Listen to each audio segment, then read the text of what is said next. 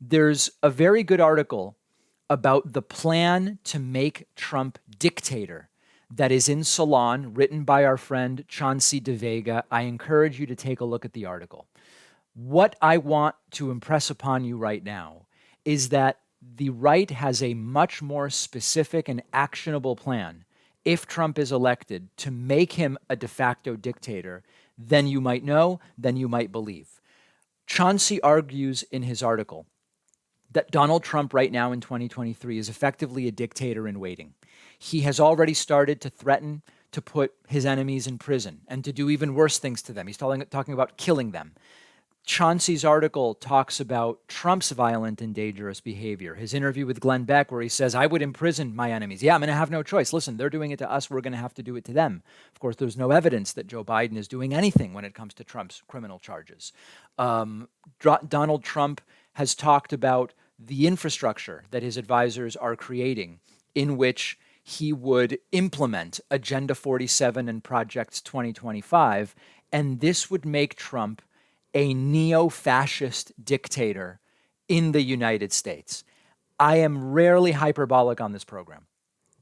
When people call in and say, David, I'm so worried about this or that, is this a problem? I like to say, let's not jump to the apocalyptic scenario yet. But what Chauncey De Vega's article in Salon reminds us is that none of this is speculation. All of this stuff is in writing, and corporate media is not doing a good enough job of acknowledging the violent threats. And by violent, I don't always mean physically violent. I mean ideologically violent to our democracy, to our systems that we have.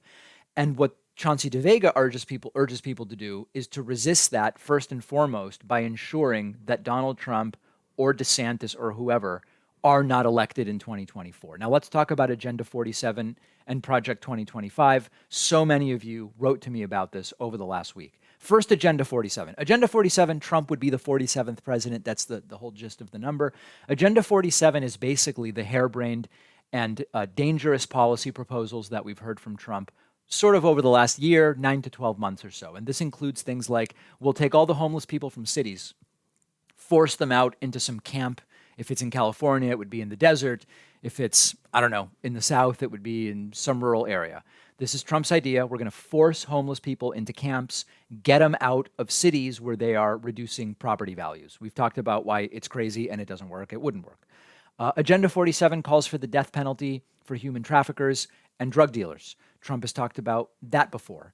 And that is another aspect to this. Ending birthright citizenship. You no longer are automatically a citizen if you were born in the United States under this Agenda 47 if you were born to undocumented parents, saying it rewards undocumented immigration. The Agenda 47 would also issue pardons and even a government apology, depending on which version of Trump's speech you look at, to many of the January 6th rioters, which is as crazy an idea as you can imagine. It would require police departments to start doing stop and frisk if they still want to continue receiving certain types of funding. And we've talked about the disaster that is stop and frisk. So that's Agenda 47, and that's bad enough. But then we get to Project 2025. Project 2025 is bigger than Trump, but Project 2025 views Trump as the tool through which it will get itself implemented. The Heritage Foundation played a role in Project 2025. That's a right-wing think tank. It has ties to fossil fuel billionaire Charles Koch. What Project 2025 does is give a set of recommendations. It gives a personnel database and training opportunities, and maybe most importantly, Project 2025 has this 180-day playbook for the incoming president in 2025. Remember, November 24 election, inaugurated January 2025. What happens in those first 180 days or 6 months? And it is absolutely and completely crazy. The point of Project 2025 is to, quote, dismantle the administrative state. This is a phrase Steve Bannon and others use. Many right-wingers repeat it without even really knowing what it means. The idea is, of course, undo the policies of the Biden administration and what they call the radical left that has very little power in the United States. But it does it by decimating or even eliminating many elements of government. Project 2025 would eliminate a whole bunch of the Department of Energy. That is a department, and those are offices that would be critical if we are going to ever transition off of fossil fuels. Why would a Koch-funded organization or plan want to do that? Well, I wonder. It's cynical, personal, financial interests. It would cut renewable energy deployment.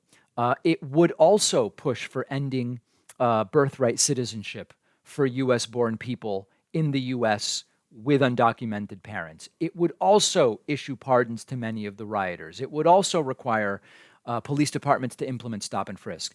Some of what is in Project 2025 violates international law. Project 2025 is also completely unrealistic. So as usual, it is one of these ways of getting people interested through promises that, of course, are never going to be made a reality. So what is the point of telling you all of this? The point is that these are the stakes. They're being clear. We don't have to, the right loves to say, the left won't tell you, but their real goal is to implement some kind of Marxism and to take over this and that and propagandize in this way. And you say, well, where is there evidence of that? And they say, well, you've got to read between the lines.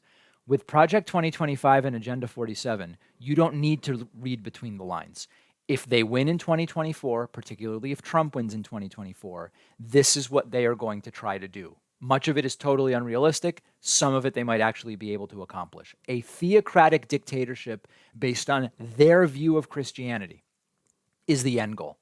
It's been clear for years. A shocking number of Americans are fine with it, want it, or are indifferent to it.